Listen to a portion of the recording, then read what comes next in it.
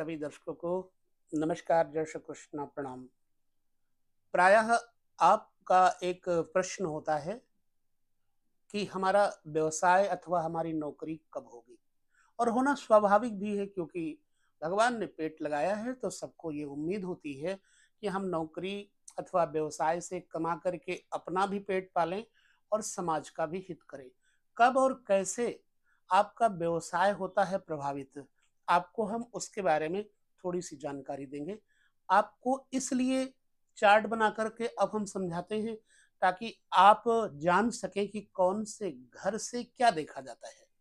एक एक वीडियो पर एक एक घर के ऊपर हमने आपको अपने वह मनोविज्ञान की तरह समझाने का प्रयास किया है जिससे आपको कोई कठिनाई ना आए। आपको हम बता दें, लग्न से दशम भाव व्यापार का होता है और दशम भाव से 11वां भाव आमदनी का होता है।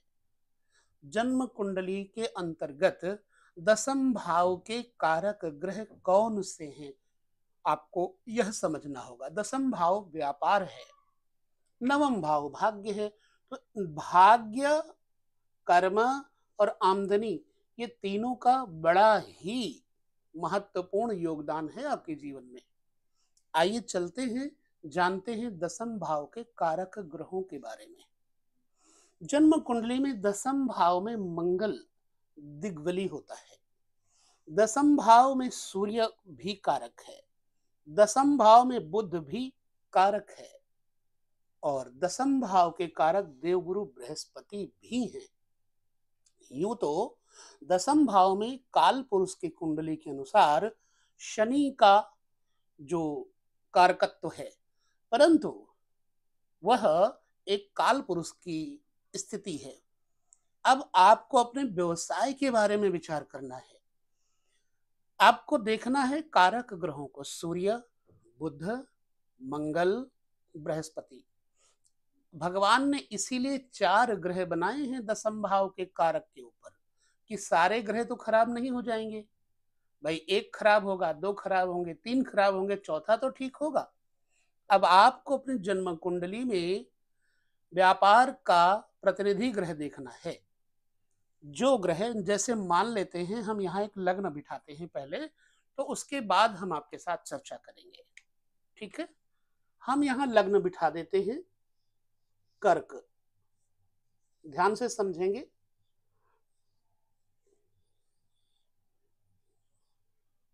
बिल्कुल मिस मत करिएगा, क्योंकि ये विद्या है ज्योतिष की, ठीक है। अब ये व्यापार का स्वामी कौन हो गया? मंगल हो गया। मंगल व्यवसाय, मंगल सरकारी नौकरी, दशम स्थान राज्यकारक होता है। यहाँ का जब स्वामी बुरा हो तो कैसे बुरा होगा? जब कर्म भाव का स्वामी अष्टम बैठ जाए या कर्म भाव का स्वामी शनि के साथ कहीं युति कर जाए।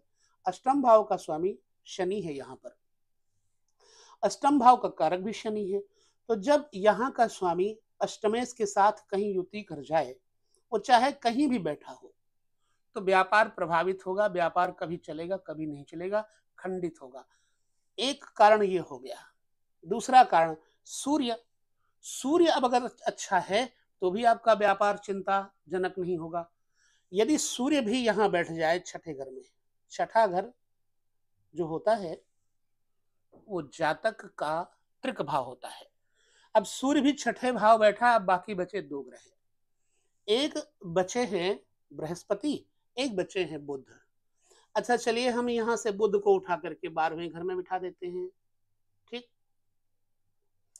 12वें घर में यानी तीनों त्रिक भावों में यहाँ के स्वामी चले गए।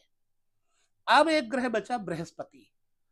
यदि आपका बृहस्पति यहां से यहां पर कहीं भी बैठा होगा तो आपका व्यवसाय चलेगा, चाहे यहां बैठा हो, व्यवसाय आपका चलेगा।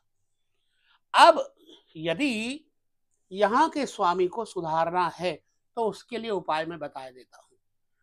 भाई, मंगल आपका कर्म स्थान का कारक हो गया, अष्टम चला गया मंगल। अब मंगल अष्टम चला गया तो इसको हम जीवित करेंगे, मृत स्थान से उठाकर हम जीवित करेंगे। इसके लिए हमको आपको बड़े छोटे से उपाय बताते हैं। बृहस्पति आपका ठीक हो गया, आपको मंगल ठीक करना है। ये केवल आपको उदाहरण के लिए कुंडली दे रहा हूं मैं कि आप अपने कर्मेश को कैसे ठीक कर सकते हैं। कर्म भाव का स्वामी मंगल, क्या करें, शमशान स्थान से कहीं पानी भर लाएं। नंबर 1, पानी भर लाएं, 2 बर्तन में रखें। एक बर्तन का पानी अपने कर्म स्थान पर, व्यापार स्थान पर रख दें और एक बर्तन का पानी आप राजमार्ग पर मंगलवार के दिन जाकर छिड़काएं थोड़ा सा। ऐसे आप 40 दिन करेंगे। जब 40 दिन करेंगे तो आपका व्यापार का स्वामी जो मरा बैठा है वो व्यापार को खूब बढ़ाने लग जाएगा। ये हो गया एक कारक को सुधरने में। और जब मंगल आपका सुधर गया, व्यापार का स्वामी है ना, तो आपकी सारी जिंदगी सुधर गई।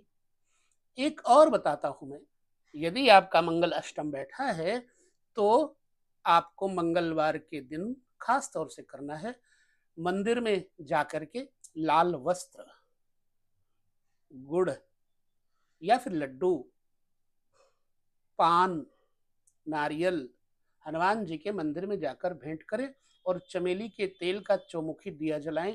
आपका व्यापार कहीं भी रुका होगा तो चल जाएगा। व्यापारेश अगर आपका खराब है तो हमें सूर्य को जिंदा करना है। हालांकि मृत स्थान पर सूर्य नहीं है, यहाँ अच्छा है, पर हम आपको उपाय बताते हैं सूर्य को ठीक करने के लिए।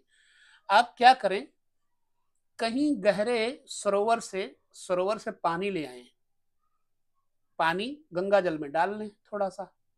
अब उस गंगा जल में थोड़ी हल्दी डाल लें, थोड़ी सी हल्दी डाल लें। सरोवर का पानी, गंगा जल और हल्दी डाल लें, धन स्थान पर भर के रख दें और किसी डब्बी में थोड़ी केसर उसी जल से घोल लें। 43 डेज अपने माथे पर लगाएं, शिखा में लगाएं, कंठ में लगाएं और गायत्री मंत्र कम से कम 21 बार जरूर पढ़ें। मंत्र ये चंदन लगाते लगाते आपका व्यवसाय प्रबुद्ध हो जाएगा, बढ़ जाएगा। अब आपको बुध जीवित करना है, बुध को ठीक करना है, तो उसके लिए आप क्या करेंगे कि आपका बुध अच्छा हो जाए। लिटिल फिंगर जो छोटी उंगली होती है, इसको कनिष्ठिका उंगली बोलते हैं। चांदी का एक छल्ला ले लीजिए, बुधवार के दिन दाहिने हाथ की कनिष्ठिका उंगली में धारण कर लीजिए। आपकी नौकरी में बाधा पड़ रही होगी, आपकी नौकरी में बाधा खत्म हो जाएगी। आपके व्यवसाय में बाधा पड़ रही है, व्यवसाय की बाधा हट जाएगी। धन की बाधा हट जाएगी, वाणी की बाधा हट जाएगी, भाई बहनों की बाधा भी हट जाएगी। ये जो भी उपाय और कारकत्व की चर्चा मैंने की, आशा करते हैं कि आपको समझ में आया होगा। अगर आया है तो वीडियो में आप कमेंट जरूर करेंगे, ताकि हम आगे आपको और व्यवसाय और आपकी नौकरी, धन इत्यादि की चर्चा कर सकें और आपको वह समझाने का प्रयास भी करें। मेरा वीडियो बनाने का मंतव्य यही है कि आपको मुझसे कुंडली न दिखानी पड़े, आप स्वयं अपने हाथ से अपनी कुंडली देख करके खुद उपाय करके अपने को ठीक करें और उपाय करके दूसरे को भी ठीक करें। बस ये मेरी अभिलाषा है। तो यहाँ पर इस वीडियो के बाद हम अगले वीडियो में जो चर्चा करेंगे वो भी आपके किसी भले के लिए होगी। अगर आपने पूरा वीडियो देखा है तो आशा करते हैं समझ में भी जरूर आया होगा। समझ में आया है तो कमेंट करिएगा, नहीं समझ में आया है तो कमेंट करिएगा। मेरा मोटिव आपके सामने है, मेरा उद्देश्य आपके सामने है, आपको प्रबोध देना, आपको सन्मार्ग देना। तो बस विदा लेते हैं। नमस्कार, जय श्री कृष्ण, प्रणाम।